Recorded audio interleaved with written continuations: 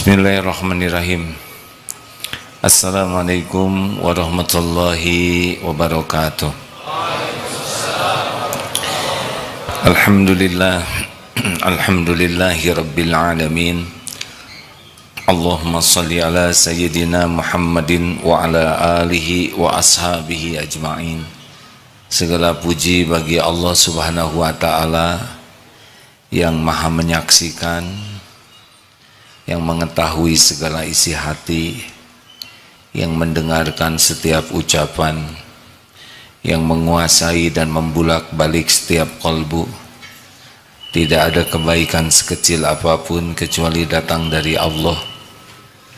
Semoga majlis ini dipenuhi oleh Allah dengan kebaikan, dan semoga Allah menjauhkan pertemuan ini dari segala kesia-siaan, dari niat yang salah, dari ilmu yang tidak manfaat, dari amal yang tidak diterima.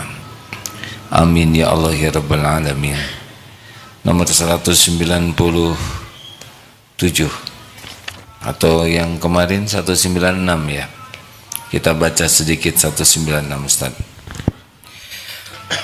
Bismillahirrahmanirrahim. Kullu kalamin yabruzu alaihi kiswatul qalbi alladhi minhu baraza. Tiap-tiap kalimat yang keluar pasti membawa corak bentuk hati yang mengeluarkannya. Dalam peribahasa, kullu ina'in yandahu bima fihi. Tiap bejana atau poci itu pasti mengeluarkan isi yang ada di dalamnya. Kita tidak bisa mengatakan orang itu baik, hanya kata-katanya saja yang buruk. Kata-kata buruk menunjukkan isi hatinya. Kalau kita berbicara, sebetulnya kita sedang memamerkan isi hati kita. Kata-kata kita akan menceritakan tentang riya diri ini, ujub, sombong, tentang dengki, tentang kebencian. Jadi kalau kita berbicara, sebetulnya kita sedang membeberkan aib-aib kita. Sangat tidak aman banyak bicara, kecuali falyaqul khairan aw liyasmut. Suruh saja seseorang berbicara, akan nampak siapa dirinya. Semakin panjang pembicaraannya, semakin banyak yang menceritakan keadaan hatinya. Dalam Islam pilihan hanya dua saja. Falyaqul khairan, berkata baik, aw liyasmut, atau diam. Tingkatannya adalah yang tertinggi bicara baik. Bicara baik itu lebih baik daripada diam. Karena bicara baik adalah amal soleh. Bicara baik disukai oleh Allah, diperintahkan oleh Rasul. Bicara baik itu lebih baik daripada diam. Tapi diam lebih baik daripada bicara sia-sia, apalagi bicara maksiat. Diam lebih baik daripada bicara sia-sia, apalagi maksiat. Tidak aman bagi kita banyak bicara, termasuk berbicara di mimbar seperti ini. Sangat tidak aman. Belum tentu mendatangkan pahala di sisi Allah. Kalau tidak bersungguh-sungguh menjaga hati, menjaga lisan. Bicara baik, 3 syaratnya. 1, niat. Setiap perkataan akan membawa niat. Ingin diakui kecerdasan, ingin diakui kesolehan, ingin diakui orang kedekatan dengan Allah, kemakrifatan, ingin diakui orang kehusuan dalam ibadah, ingin diakui orang kecerdasan daya ingatnya, hafalannya. Dalam perkataan yang dianggap kata-kata baik bisa tersembunyi niat yang belum tentu baik. Tidak sedikit orang bicara hanya untuk diakui oleh orang yang mendengarkannya. Padahal sedunia orang mengakui bagusnya perkataan kita, tidak ada artinya kalau Allah tidak suka kepada kita. Jadi tidak usah berpayah-payah ingin diakui orang lain sebagai orang pintar, orang yang kuat hafalannya, orang yang luas ilmunya, orang yang banyak pengalaman dan wawasannya. Tidak ada kepentingan kita diakui orang. Kepentingan kita cuma satu saja, perkataan kita diterima oleh Allah, jadi amal soleh, selesai. Dua, tadi niat. Benarkah bicara ini mencari keridhaan Allah atau mencari kedudukan di hati orang? Dua, isinya, kontennya, apakah benar atau tidak? Perkataan itu tidak jauh dari cerita dan ilmu. Kalau mau menceritakan sesuatu, benar tidak, ditambah-tambah tidak, dikorting tidak, dicampur aduk tidak mudah berbicara benar. Kalau mau bicara ilmu, benar tidak ilmu ini, atau ngarang, atau kira-kira, kalau belum yakin kebenarannya, diam, belum termasuk bicara baik. Kuncinya yakin. Yakin niatnya bagus, bicara. Yakin isinya benar, bicara. Ada syarat yang ketiga. Dampaknya apa? Niat, isi, dampak. Apakah dampak dari perkataan ini Allah ridho atau Allah murka? Apakah dampak dari perkataan ini orang dapat manfaat atau orang jadi dapat mudarat? Apakah perkataan ini akan membuat orang bisa bahagia atau malah celaka? Tiga kuncinya: niat, isi, dampak. Pasti ada dampaknya. Pertimbangkan baik-baik sebelum bicara, karena ada satu patah kata saja bisa membuat kita celaka. Tidak ada yang tidak didengar oleh Allah Subhanahu wa taala. Innallaha sami'un alim. Dialah Allah, sesungguhnya Allah Maha mendengar dan Maha mengetahui. Jauh lebih baik dianggap bodoh oleh orang, tapi kita berkata yang disukai Allah, daripada dikagumi orang dan kita dimurkai Allah. Nauzubillah. Tidak usah berpayah-payah ingin viral. Tidak penting sama sekali viral. Yang penting kalau bikin konten Allah ridho, terserah Allah sesudah itu. Siapa yang dikehendaki dapat kebaikan, dia akan dengar.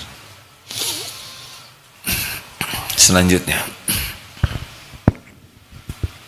Man udhina lahu fi ta'biri puhimat fi masami'il khalqi ibaratuhu wa julliyat ilaihim isyaratuhu. Siapa yang telah mendapat izin dari Allah untuk berkata-kata, maka segala kata-katanya dapat dimengerti oleh pendengarannya, dan semua isyarat petunjuk yang dapat terang jelas bagi mereka. Sebagaimana firman Allah dalam Al-Quran, La yatakallamuna illa man adhina lahu rahman wa qala sawaba. Mereka tidak dapat berkata-kata kecuali yang diizinkan oleh Allah Ar-Rahman dan berkata yang benar. Itu surat An-Naba 38 ya. Itu ada awalnya yauma yaqumu ruhu wal malaikatu saffa la yatakallamuna illa man adina lahu rahman wa qala sawaba. Itu An-Naba ayat 38. Itu tentang para malaikat yang berbaris, termasuk malaikat Jibril yang tidak berkata-kata kecuali yang diizinkan oleh Allah, dan perkataannya perkataan yang benar ketika memberi syafaat atau berbicara kepada Allah Subhanahu wa taala. Demikian yang saya baca dari penjelasan tafsir. Kita kembali ke yang awal. Barang siapa yang mendapatkan izin dari Allah untuk berkata-kata, menerangkan, maka segala kata-katanya dapat mudah dimengerti oleh pendengarnya, dan isyarat petunjuknya dapat terang jelas bagi mereka. Begini hadirin, ini pemahaman penting. Semua manfaat hanya datang dari Allah. Semua kebaikan hanya bisa terjadi dengan izin Allah. Ada pembicara, ada pendengar, ada malaikat. Mayal fizu min qaulin illa ladaihi raqibun atid. Ada malaikat yang mencatat. Malaikat mencatat bukan karena Allah tidak tahu, karena Allah mau saja menciptakan malaikat yang mencatat. Ada tidak ada malaikat, Allah tidak memerlukan pertolongan siapapun. Malaikat adalah tanda-tanda kebesaran Allah. Allah tidak memerlukan malaikat, tapi Allah mau menciptakan malaikat sesuka Allah. Allah ya Hayyu ya Qayyum, tidak memerlukan bantuan siapapun. Setiap bicara ada pembicara, ada yang menyimak, ada malaikat yang mencatat, ada Allah yang maha mendengar. Tapi setiap manfaat dari perkataan hanya bisa terjadi dengan izin Allah. Dan Allah Subhanahu wa ta'ala maha tahu isi hati setiap yang bicara. Wa asiru qaulakum awijharu bih innahu alimum bidatis sudur. Al-Mulk ayat 13. Wa asiru qaulakum, dan rahasiakan kata-kata. Awijharu bih, zaharkan. Innahu, sesungguhnya dia alimum bidatis sudur, tahu isi hati. Seperti sekarang ini, ada yang bicara dan ada yang menyimak. Ada malaikat yang mencatat walaupun tidak terlihat, dan pasti ada Allah yang sedang menyaksikan. Tidak ada yang tersembunyi bagi Allah. Innallaha la yakhfa alaihi syai'un fil ardi wala fis sama. Sesungguhnya bagi Allah tidak ada yang tersembunyi di bumi maupun di langit. Jadi begini hadirin, ini ada seseorang yang sedang bicara dan Allah tahu persis isi hati orang tersebut. Allah juga tahu apa yang diucapkannya, pasti. Allah tahu kebenaran yang diucapkan, dan Allah juga maha tahu yang mengucapkan itu mengamalkan atau tidak. Benar? Allah tahu isi hati, niatnya. Allah tahu di balik semua perkataan ada ria, ada ujub, ada ikhlas. Allah tahu. tidak ada yang tersembunyi. Wa huwa alimum bidati sudur. Dan Allah juga tahu benar tidaknya yang disampaikan ini. Dan Allah tahu persis apakah yang menyampaikannya mengamalkan atau tidak. Tidak ada yang tersembunyi bagi Allah. Jadi sangat tidak cukup kita belajar kemudian kita ceramah, sangat tidak cukup. Allah tidak hanya mendengarkan ceramah kita, tapi Allah tahu kebenaran yang kita ceramahkan, kita sampaikan, niat di balik penyampaian dan diamalkan atau tidak. Adapun penceramah sama sekali tidak bisa membulak-balik hati siapapun. Tidak ada satupun hati yang bisa dibalikan oleh pembicara. Yang bisa membulak-balik hati hanya Allah, penguasa hati, muqallibal qulub. Dan tidak ada orang berubah oleh perkataan, tidak orang berubah, Allah lah yang kuasa merubah. Dialah Allah pemberi hidayah, bukan pembicara yang memberi hidayah. Jadi kalau jadi pembicara tidak usah repot-repot, ingin dikagumi oleh yang mendengar, ingin agar yang mendengar itu mengakui ilmunya, wawasannya. Untuk apa? Keperluan kita bicara itu cuma satu, perkataan kita diterima oleh Allah, dan selebihnya Allah lah yang memasukkan ke setiap hati, yang membulak balik hati, yang mencahayai hati yang gulita, menyemangatkan hati yang lemah. Itu saja hadirin.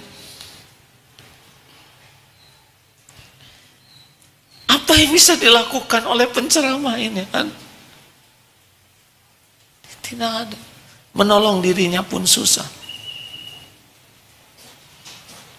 Penceramah, pembicara harus yakin Allah mengetahui isi hatinya, Allah mendengarkan setiap ucapannya, Allah menyaksikan setiap perilakunya.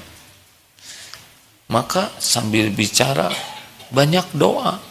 Rabbi shrah li sadri wa yassir li amri wahlul 'uqdatam min lisani yafqahu qawli. Allah yang bisa memberikan pemahaman. Tidak usah berpayah-payah ingin dikagumi. Bicaralah dengan keyakinan Allah tahu isi hati, dengan keyakinan Allah mendengarkan setiap ucapan, dengan keyakinan Allah lah yang memberikan manfaat, dengan keyakinan Allah menyaksikan kelakuan dirinya. Itu yang dapat saya pahami hadirin. Maka tidak usah acting supaya bicaranya dikagumi orang yang mendengar. Mau yang mendengar 1.000.000 orang, mendengar 100.000, yang mendengar 1.000, yang mendengar 1 orang, sama. Yang menilai adalah Allah Subhanahu wa ta'ala. Mau yang dengar ini presiden, para jenderal, para menteri, orang kaya, atau duafa, atau orang yang tidak punya, sama. Yang menilai itu Allah Subhanahu wa ta'ala. Tidak usah merasa hebat bicara di depan para pejabat, sama kan? Di depan Mabes, markas besar, di pos Kamling, Hansip, sama. Di istana negara, yang menilai Allah. Di Astana Anyar, pekuburan, juga Allah. Kalau sudah sibuk bicara dengan keyakinan Allah tahu isi hati, Allah yang membulak-balik hati. Allah mendengarkan setiap perkataan. Allah pun menyaksikan apa yang kita lakukan. Itu beda hadirin. Percayalah beda. Mungkin perkataannya sederhana, dalilnya sedikit, tapi kalau Allah ridho, hadiahnya dihujamkan ke hati orang. Orang bisa tergugah, bisa berubah. Allah yang merubah. Hadiah bagi orang yang berusaha ikhlas, berusaha benar, dan berusaha mengamalkannya. Wallahu alam. Segitu saja. Di sini banyak guru jangan acting di depan murid. Jangan sibuk ingin disukai murid. Guru sibuk ingin disukai Allah. Karena yang membulak-balik hati murid adalah Allah. Boleh jadi diuji, ada guru disukai murid, tapi Allah tidak suka kepada dia. Berapa banyak ahli maksiat yang disukai penggemarnya, tapi Allah benci kepadanya. Nauzubillah. Orang suka kepada kita, orang tidak suka kepada kita, sama. Dua-duanya ujian dari Allah. Dan sama-sama tidak akan nambah apa-apa. Yang ngasih pahala hanya Allah. Benar? Kalau saudara sedang berbeda pendapat dengan pendamping hidup, maksudnya suami atau istri, tidak usah pakai emosi, tenang saja, tidak usah sampai marah-marah. Mau apa? Yang membulak-balik hati adalah Allah. Masalahnya bukan saya yang marah-marah, masalahnya saya yang dimarahin. Ya terima saja sebagai penggugur dosa, penambah pahala. Senyum saja. Enak ngomong begitu. Memang enak. Praktek memang tidak sesuai, tidak semudah ceramah ini, ya. Allah tahu. Saya malu juga ceramah ini. Karena Allah tahu bagaimana jengkel yang dikendalikan ini tidak semudah ceramah. Tapi harus disampaikan. Maka kalau bapak istrinya sedang ngomel, laporkan. Jangan laporan, bukan laporan. Ulangi, salah. Kalau laporan itu seperti yang melaporkan pencuri, tidak. Tinggal berbisik, ya Rob, ciptaanmu ini sudah 2,5 jam ngomelnya. Hanya Engkau yang bisa menghentikannya. Kasihanilah ya Allah. Kelihatan capek hatinya, capek pikirannya, sedang saya berguguran dosa. Tolong ya Allah. Apa? Ngomel-ngomel, diam-diam bisik-bisik. Pasti ngadu ke Allah ya? Iya Bu. Allah lagi. Tuh ya Allah. Kalau lagi marah kepadamu pun begitu. Tiba-tiba alhamdulillah tidur, capek. Allah yang bikin tidur ya. Mau apa kita bertengkar? Emang bisa kita membulak-balik hati? Udah cukup. Mendingan zikir. Gimana kalau dimarahi istri, zikirnya apa? Coba Pak, mana yang sudah punya istri? Apa Ustaz Mulyadi, apa zikirnya kalau sedang dimarahi istri? Istighfar. Benar, istighfar dan a'udzubillahi minasyaitan. Bukan a'udzu tapi na'udzu. Dua-duanya harus dilindungi, ya kan? Kalau a'udhu cuman kita aja, sedang yang ngambek tetap dibajak setan. Na'udzubillahi minasyaitonirrajim. Jangan terlalu keras. A'udzubillahi minasyaitonirrajim. Itu Mas, tidak ikhlas itu. Jangan bermain-main dengan doa. Doa itu ibadah. Ad-du'a huwal ibadah. Jangan main-main dengan doa.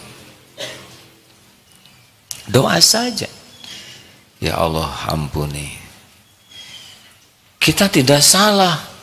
Kenapa saya dituduh padahal saya tidak salah terus istighfar? Memang untuk yang ini tidak salah. Tapi di jalan mata jelalatan lihat yang nyebrang, di kantor lihat istri orang, di HP lihat aurat orang. Demi Allah tidak ada sebling pun mata kecuali pasti Allah tahu yang kita lihat. Ghafir 19. Bagaimana? Bagaimana surat Ghafir 19? Ya'lamu kha'inatal a'yun wa ma tukhfis sudur. Dia Allah mengetahui setiap khianat mata dan yang disembunyikan di dalam hati. Sembunyi buka HP, lihat yang tidak halal dilihat. Allah tahu? Tahu. Istri tidak tahu, anak tidak tahu, jamaah tidak tahu. Allah tahu. Ya, ada balasannya. In ahsantum li anfusikum wa in asatum falaha. Siap-siap saja. Istri marah mungkin salah satu teguran dari Allah atas maksiat. Benar kata Ustadz Mulyadi, istighfar. Astagfirullahaladzim. Nah gitu, istighfar Pak. Ya, insyaallah. Dari dulu istighfar, mana buktinya? Astagfirullahaladzim. Engkau tahu saya memang jarang menjadi lebih baik. Astagfirullah. Jangan cuma ceramah aja. Astagfirullahaladzim. Ya udah, kan benar kata-katanya. Jangan cuma bagus lagi ceramah. Itu kan benar. Mana buktinya? Itu benar. Kau usah jawab, karena akan tambah panjang. Ya, astagfirullah, istighfar. Duh, ibu mules nih. Dah, yang bikin mules juga Allah ya. Tapi nggak usah didoakan mules ya. Gak bisa kita menghentikan perkataan orang. Yang bisa adalah Allah. Kita doakan supaya Allah memberikan kesabaran, melindungi dari tipu daya setan, kitanya juga supaya diampuni, karena semua kepahitan diundang oleh dosa sendiri. Semua kepahitan diundang oleh dosa sendiri. Asyura ayat 30. Wa ma asabakum min musibatin fabima kasabat aidikum. Musibah apapun yang menimpamu karena tanganmu sendiri. Wa ya'fu an katsir, dan Allah mengampuni sebagian besar.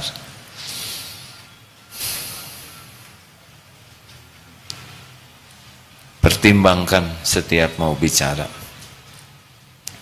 Kalau belum yakin akan jadi kebaikan, diam saja. Tidak usah celetak-celetuk. Tahan. Tidak usah segala dikomentari. Walaupun gatel ingin berkomentar, kalau tidak yakin membuat Allah ridho, tahan. Tidak usah segala ditanyakan. Kalau hanya iseng, tidak ada perlunya, tidak ada manfaatnya, ya. Presiden Bonaparte itu meninggal usia tahun berapa? Mau apa? Mau apa? Si Messi ngegolin berapa kali? Mau apa? Kan? Pastikan kalau enggak ada manfaatnya, enggak besar, udah gak usah nanya. Berat kamu berapa kilo? Mau apa? Hah? Motor udah lunas belum? Mau apa? Mau apa segala ditanya. Anaknya berapa? Mau apa nanya anak? Kan? Mau apa?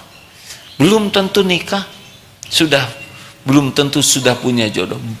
Udah nikah, belum tentu punya anak. Terus kenapa kita harus tanya? Kalau memang nanti kita penting untuk kita tahu, kita akan diberitahu Allah. Jangan segala diceritakan. Walaupun kita tahu, kita menjalani, kalau tidak ada manfaat, mau apa cerita?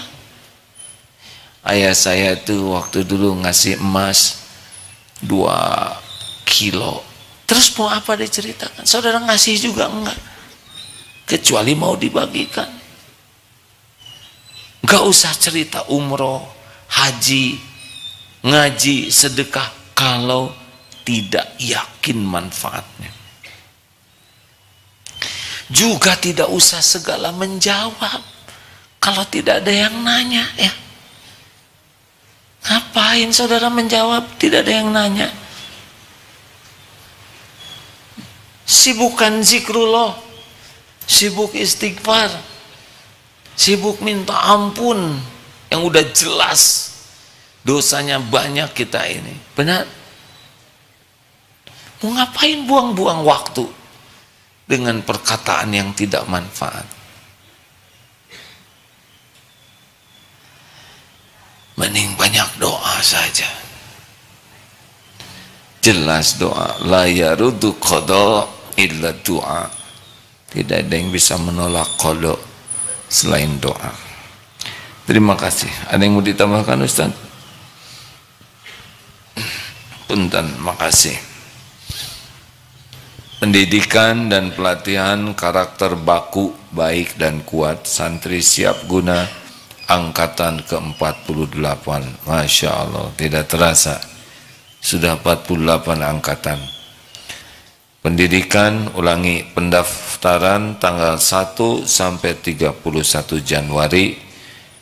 Syaratnya usia 17 sampai 45 tahun.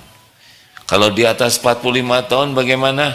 Masuk ke program lain, namanya santri masa keemasan.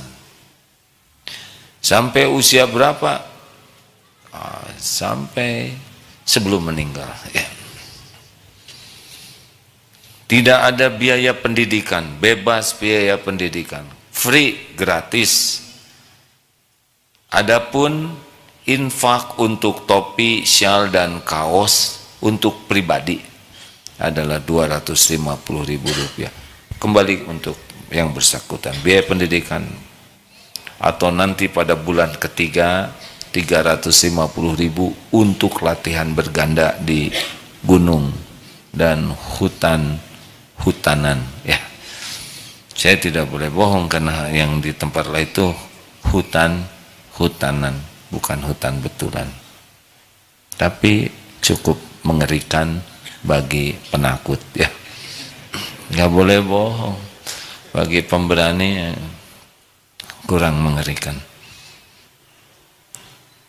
Pendaftaran tanggal 1 sampai 31, adapun kegiatannya tanggal berapa kegiatannya? 24 Februari.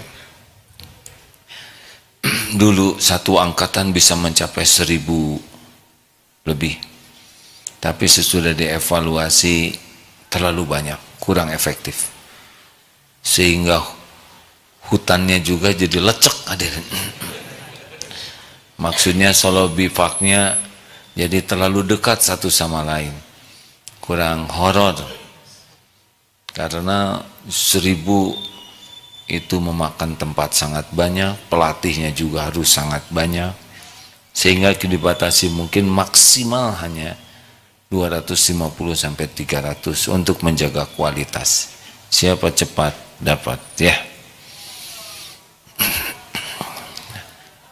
manfaat. Ada waktu hanya Sabtu Ahad saja. Masuk Sabtu Asar, pulang Ahad Asar. Hanya 3 bulan. Berarti hanya 4 kali 3, 12 pertemuan. Benar? Tapi sudah cukup mendapat ijazah lulusan pesantren. Ya, pesantren kilat gitu. Terima kasih. Bagi yang tertarik, istiqoroh dulu. Kalau baik ikut, kalau tidak baik hasil istiqoroh tidak usah ikut. Terima kasih. Data tamu kunjungan. 1. Pimpinan Pondok Ponpes Modern An-Nida, studi banding dan kajian Al-Hikam dari Lampung. Mana? Punten. Terima kasih Pak Yai dan santri-santrinya ya. Alhamdulillah. Selamat datang. Nuhun. 2. Jamaah Saung Quran Banyu Resmi Garut. Ya, goib ya. Ada di atas ya. Insyaallah niatnya sudah sampai dan catatannya sudah sampai. SMP PB Sudirman Bekasi. Mana? Ade, Sudirman Bekasi bukan? Jakarta. Istighfar. Siapa yang jadi Jakarta jadi Bekasi beginian? Maaf, Pak. Ini terjadi kehilafan. Terima kasih, selamat datang. SMP bisa memahami barusan, Dek? Insya Allah. Judulnya jangan banyak bicara yang tidak manfaat. Makin banyak bicara, makin berpeluang tergelincir hati dan kata-kata. Tidak aman banyak bicara. Kecuali yakin Allah suka. Terima kasih. Ada pertanyaan? Jangan mempersulit orang lain, itu penting ya. Silakan.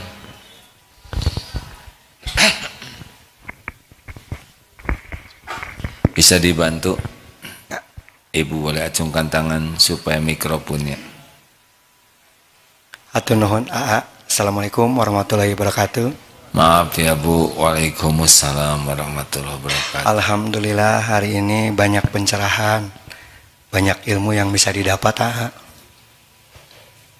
Kalau kita flashback ke belakang, maaf ya ayah, mungkin tahun 98-an, 1998, AA pernah ke SMA Pasundan 1 mengisi acara. Waktu itu jadi pembina upacara. Terima kasih AA. Oh iya? Saya kebetulan guru di sana. Waktu itu masih kecil, sekarang udah besar, udah menikah. Kepala sekolahnya siapa? Bapak Masih Pak Edi? Pak Edi Komarudin. Salam buat AA. Semoga sehat selalu katanya. Oh, tahun 98 ya. Sekitar lah nah Pak. Ya, saya agak jadi lupa. pembina upacara waktu itu. Alhamdulillah. Terima kasih Pak. Ya, begini AA. Kalau manusia itu terkadang memang bisa dikatakan perjalanan itu ada masa lalu, masa kini, dan masa akan datang. Nah ini bicara masa lalu, kadang dari SD, SMP, SMA mungkin ibadahnya kurang bagus, sholat-sholatnya belang beton, bahkan blank sama sekali. Satu saat, satu ketika setelah dewasa, bahkan setelah lansia menyadari dan tobat, hijrah. Bagaimana perjalanan yang dulu sudah dilakukan yang tidak bagus, apakah sholat-sholatnya bisa ditambal atau bisa tidak bisa dikodok, atau yang sudah mah sudah. Baik. Itu mungkin. Terima kasih, sebetulnya banyak yang ditanyakan, tapi mungkin karena waktu. Iya. Hatur nuhun Pak. Assalamualaikum warahmatullahi wabarakatuh. Waalaikumsalam warahmatullahi. Sepengetahuan ilmu yang saya dapati, kalau yang lalu ini banyak bolongnya dan banyak dosanya, harus tobat nasuha. Tobat itu menyesal, kemudian minta ampun sekuat tenaga dan berhenti dari perbuatan buruknya serta meningkatkan perbuatan baiknya. Apakah perlu dikodok semuanya yang tidak tahu jumlahnya, tidak terhitung? Maka sekarang perbanyak saja sholatnya yang fardu tetap harus segitu-gitunya, plus sholat sunnah minimal 40 rakaat sehari, 17 fardu, 11 tahajud, 12 rawatib, qobla subuh, qobla duhur, bada duhur, bada maghrib, bada isya. Itu bisa 10, tapi bisa juga jadi 12 kalau yang duhurnya ditambah sunnahnya plus. Itu sudah 40 ya kan? Dan tambah sholat-sholat yang lain. Kalau bisa umroh, banyak ibadah di Masjidil Haram, sekali sholat 100.000 kali. Tapi sholatnya harus wa aqimis sholah lidzikri, karena sholat itu ada yang mengerjakan sholat, ada yang menegakkan sholat.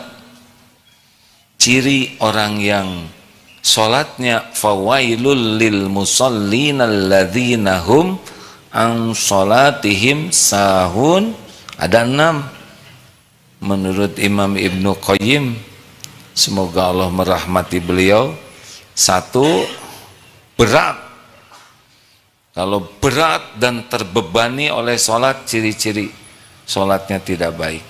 2, riya. Sholatnya itu kalau ada orang tahu jadi semangat, kalau tidak ada yang tahu tidak semangat. 3, senang mengakhir-akhirkan dan menunda sholat tanpa alasan yang, tanpa uzur yang syar'i. Senang saja diakhir-akhirkan, itu ciri khas. 4, sholatnya itu cepat, ringkas, sampai dia sendiri tidak menyadari berapa rakaat. Padahal tumaninah itu salah satu yang sangat penting dalam sholat. 5, sedikit ingat Allahnya, banyaknya melamun. 6, malas berjamaah.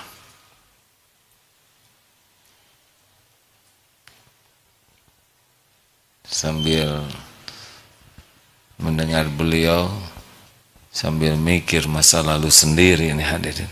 Terima kasih Pak atas sindirannya yang tidak diniatkan nyindir ya. Banyak yang terwakili. Ibu silakan. Boleh dibantu? Bismillah saja Bu. Langsung saja, itu otomatis. Ya, langsung saja bicara, akan bunyi sendiri. Berarti belum bunyi ya.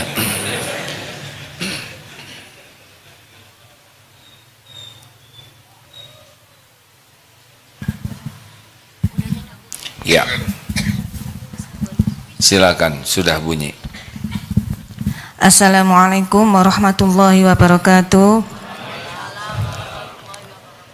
Mohon izin AA, nama saya Ibu Husnihani dari Majelis Ta'lim Sayyidah Khadijah Surabaya. AA, yang mau saya pertanyakan,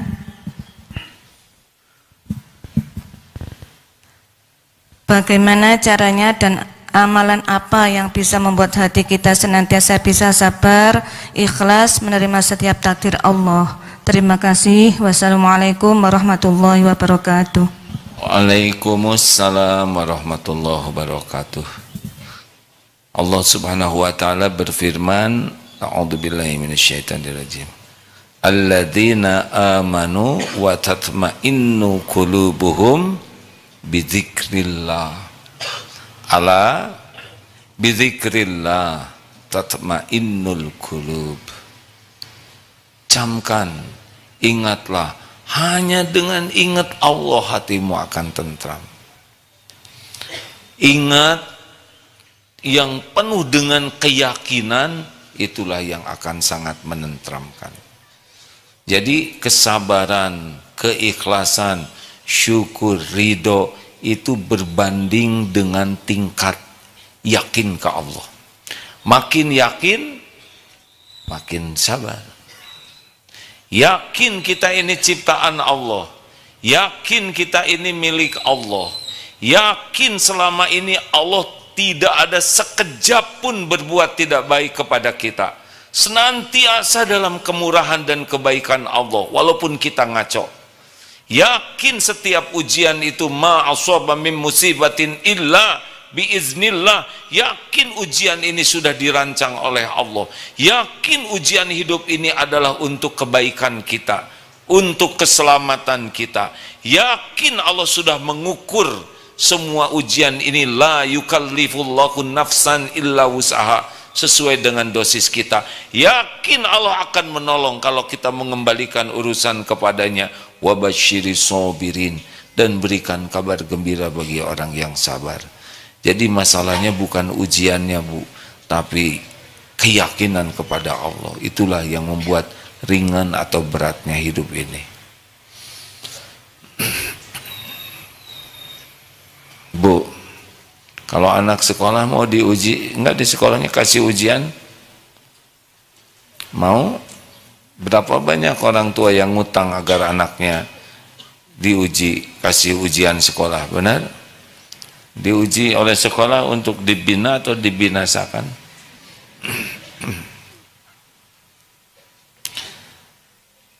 Kullun nafsin dha'iqatul maut walanabluukum bisyarri wal khairi fitnah wa ilaina turja'un.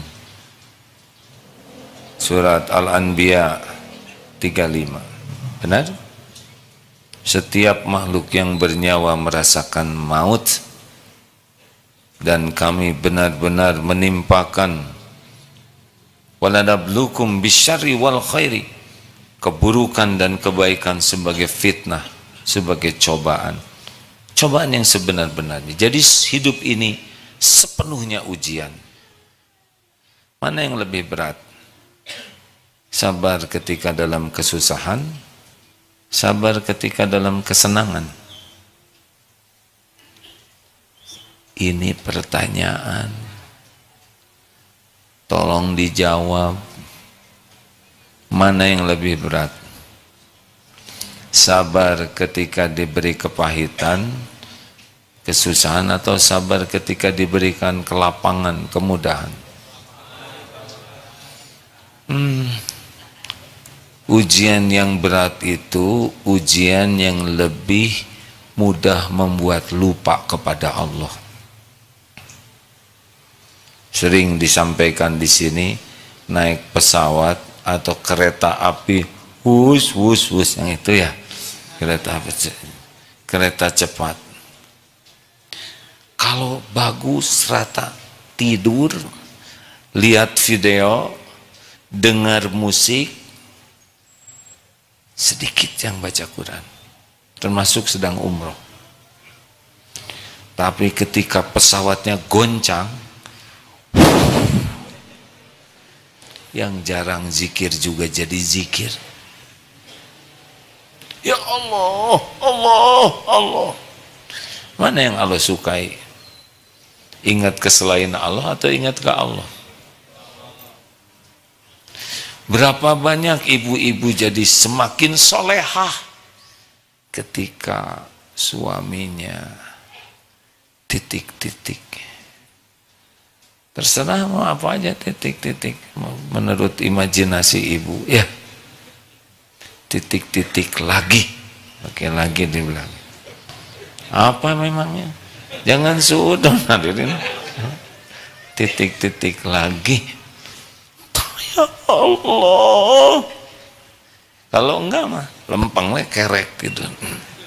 Berterima kasihlah kepada suami yang mengantarkan ibu jadi ahli tahajud. Berapa banyak yang ketika didatangi debt collector tersungkur kepada Allah, tolong ya Rob, jatuh tempo, benar?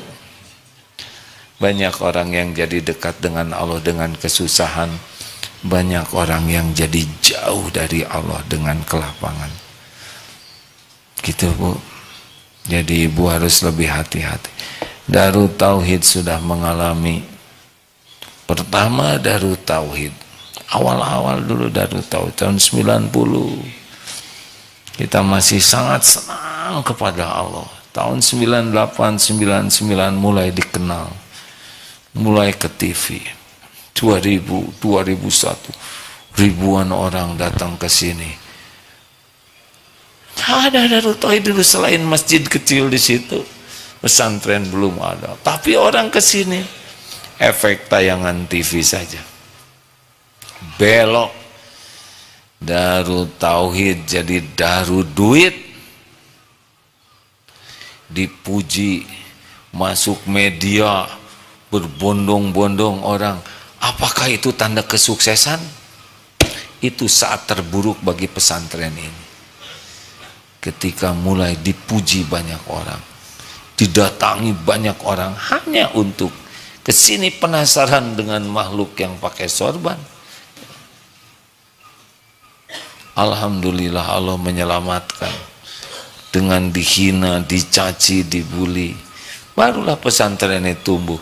Sekolah, kampus, semua tumbuh. Justru barokah sesudah dicaci maki, dibully, difitnah, dihina, dipermalukan. Tumbuh pesantren ini. Dulu tidak ada Darut Tauhid, dulu hanya kecil saja di situ, masjid. Tidak harus kita nunggu orang dihina ya. Kok saya nggak ada yang menghina, insya Allah nanti ada ya. Jangan menantang, syukuri saja yang ada. Sudah cukup, terima kasih. Oh, supaya ganjil ya. Bapak program masa keemasan lanjutan. Iya. Dulu angkatan berapa? Maaf. Angkatan 3, angkatan 5, sekarang angkatan 6. Sekarang angkatan 6. Oh, tapi dulu masa keemasannya PMK angkatan berapa dulu? Ketiga. 3. 3. Ya. Pokoknya apa saja yang Bapak bahagia, sebutkan aja ya. Mau 3, mau 5, mau 10, asal Bapak bahagia saya ikut bahagia, Pak. Ya, terima kasih ya. Ini kenapa ya, Ayah? Saya ini setiap ikut PMK pulang ternyata ada ujian. Ada ujian. Jadi uji. Terus kemarin dari Ustadz menyampaikan sesuatu yang Desember itu, saya pulang persis ujiannya seperti yang disampaikan itu. Ya. Saya sekarang datang ke sini lagi mencari solusi lagi. Dan insya Allah hasil. Jadi Bapak pulang pesantren ada ujiannya. Ada ujian. Ada. Ya, dan bisa mengatasi materinya. Iya. Seperti materi yang disampaikan, betul. Pulang ada ujiannya. Betul. Kalau Bapak di sekolah belajar matematik, ujiannya pelajaran apa, Pak? Matematik. Ya udah, itu apa yang aneh? Itu ujian matematiknya sudah diukur tidak oleh gurunya? Ya, insya Allah. Untuk membinasakan murid atau mematangkan muridnya? Mematangkan. Nah. Terus ini masalahnya apa? Gara-gara ujian Bapak balik lagi ke sini kan? Nambah ilmunya kan? Ya, insya Allah. Siap-siap aja. Terima kasih ya. Terima kasih. Oh, saya senang sekali pertanyaan berikut jawabannya oleh beliau sendiri. Ini contoh yang baik. Apalagi Bu, Ibu sudah senior, jangan mempersulit orang lain supaya bahagia. Amalan yang disukai Allah membahagiakan orang. Terima jangan nih pertanyaan. Terima aja. Maaf. Assalamualaikum A. Saya baru pertama ikutan tematik. Alhamdulillah. Dan selama di sini seharian saya ngelihat Yuri Mudik, santri-santri muda gitu. Saya begitu iri dengan orang tua mereka yang bisa mengajak anak-anaknya ke sini. Alhamdulillah. Terus saya gimana dong? Maksudnya saya punya anak, pengen ngajak ke sini, caranya gimana gitu maksudnya? Caranya ibu dulu yang mesantren. Kan udah ini. Belum tentu tamat Bu yang selesaikan baik-baik. Allah melihat apa yang ibu lakukan. Allah melihat air mata tobat ibu. Ibu nggak bisa maksa anak ke sini Bu. Yang menggerakkan anak mesantren itu Allah. Ibu jadi ibu yang disukai Allah. Banyak tobat, jangan-jangan anak tidak suka ke pesantren karena salah kita. Belum jadi contoh yang baik. Belum bicaranya baik. Belum ngasih pendidikan yang terbaik. Jadi banyak tobat. Nanti kalau Allah mau tinggal digerakkan hatinya, mak, saya pengen mesantren. Berapa banyak yang anaknya ingin mesantren? Keinginan sendiri, gitu. Ibu mesantren di sini keinginan anak atau keinginan siapa? Keinginan sendiri. Alhamdulillah itu geningan, ya. Allah juga hakikatnya Bu yang memesantrenkan ibu. Man yuridillahu bihi khairan yufaqihu fiddin. Barang siapa yang dikehendaki Allah kebaikan baginya, Allah mudahkan untuk paham agama. Ini nikmat besar. Jadi cara menyampaikan ke anaknya gimana ya? Ibu aja berubah jadi baik. Udah baik. Perasaan mah gitu.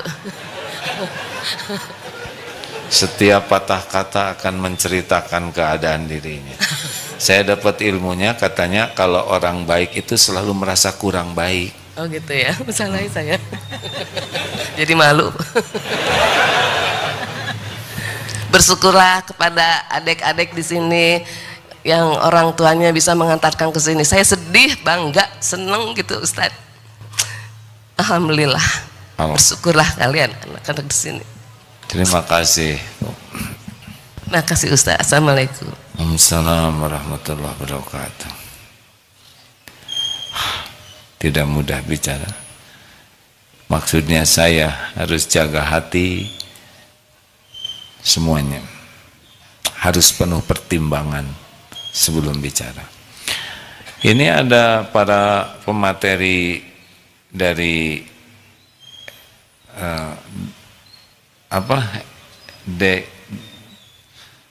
Herman apa? Ustaz Herman DTI adakah?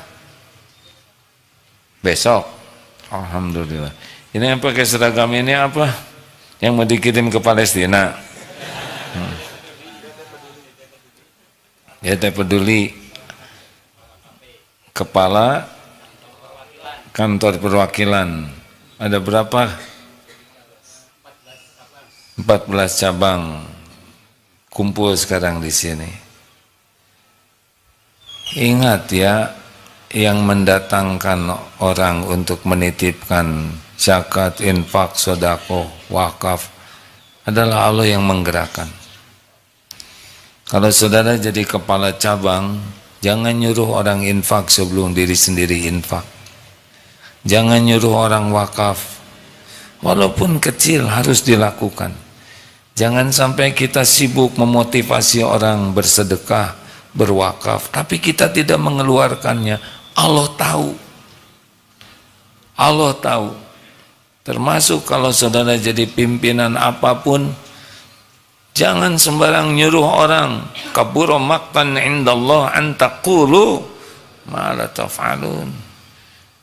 Tidak harus jumlah, tapi harus komitmen. Ingat ini baik-baik. Jangan sampai ke sana sini kita menyuruh orang berwakaf dan kita tidak melakukannya. Padahal Allah sudah ngasih kepada kita. Itu yang pertama. Yang kedua, posisi DT Peduli itu yang paling penting bukan nerima zakat, infak, sedekah kemudian kita salurkan. Bukan itu yang terpenting. Yang terpenting adalah setiap yang berzakat, infak, sedekah itu makin yakin ke Allah. Setiap yang berinteraksi dengan DT Peduli, kesuksesannya adalah makin takwa tidak. Yang kita bantu bukan hanya kirim makanan, obat-obatan, pakaian, tapi bantu perkenalkan kepada Allah. Jadi DT Peduli itu kepada yang berinfak membuat mereka jadi yakin ke Allah, tidak ujub, tidak ria. Sebetulnya yang harus berterima kasih kan yang berinfak, benar? Yang ditolong dan yang menolong, mana yang lebih beruntung? Yang menolong, karena dia akan dapat banyak kebaikan, lebih banyak daripada yang ditolong. Jangan sampai orang yang berinfak ini jadi ujub, jadi ria, jadi merasa berjasa. Tidak boleh, justru kita bantu. Bapak sudah beruntung dan ibu dipilih oleh Allah jadi jalan. Kepada yang dibantu, mereka harus tahu bahwa ini datang dari Allah, dan mereka pun harus belajar berterima kasih kepada yang jadi jalan. Jadi ada yang lebih penting daripada uang, barang, tapi adalah menambah keyakinan ke Allah Subhanahu wa taala. Terima kasih. Allahumma shalli ala Muhammadin wa ala alihi wa ashabihi ajma'in. Ya Allah, Allahumma inna nas'aluka bi annaka lakal hamd la ilaha illa ant wahdaka la syarika lak ya mannan ya badi'us samawati wal ard ya dzal jalali wal ikram ya hayyu ya qayyum. Duhai Allah yang maha menatap, Engkaulah yang menciptakan kami, Engkau yang mengurus diri kami setiap saat, Engkau yang melimpahkan karunia tiada bertepi setiap waktu. Allahumma, ya Allah, ampuni semua dosa kami. Rabbana zalamna anfusana wa illam taghfir lana wa tarhamna lanakunanna minal khasirin. Allahumma ij'alna minat tawwabin waj'alna minal mutatahirin.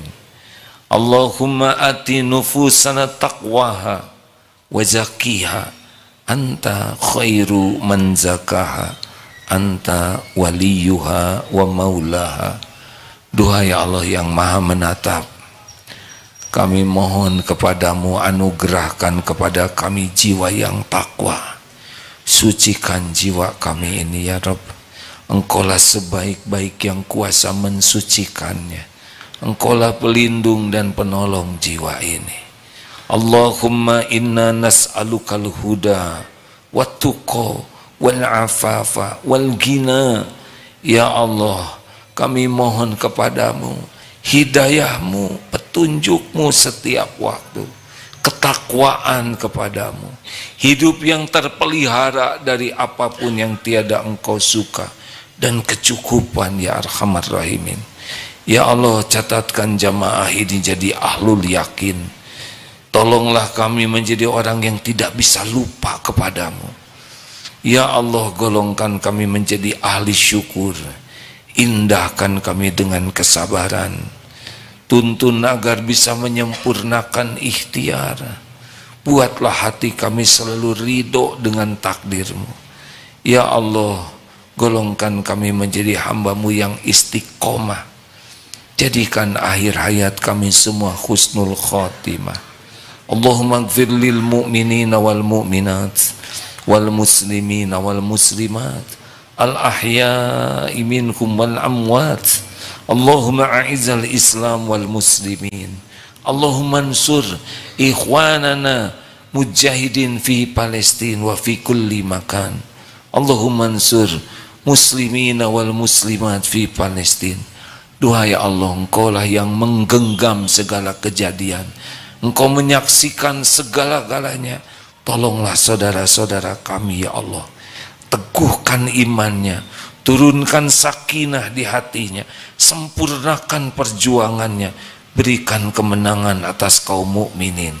Ya Allah, kaum zalimin makhluk dalam genggaman-Mu, cerai-beraikan kekuatannya ya Allah, luluh lantakan ya Allah, goncangkan pijakannya, kalahkan oleh kaum mukminin. Mudah bagimu ya Allah. Hasbunallah wa ni'mal wakil, ni'mal maula wa ni'man nasir. Rabbana atina fid dunya hasanah wa fil akhirati hasanah wa qina adzabannar. Subhana rabbika rabbil izzati amma yasifun. Wassalamun alal mursalin. Walhamdulillahi rabbil alamin. Terima kasih, selamat jalan Ibu yang kembali ke tempat asal. Semoga Allah lindungi dan berikan hikmah dari perjalanan. Subhanakallahumma bihamdik, ashadu an la ilaha illa ant, astaghfiruka wa atubu ilaik. Assalamualaikum warahmatullahi wabarakatuh.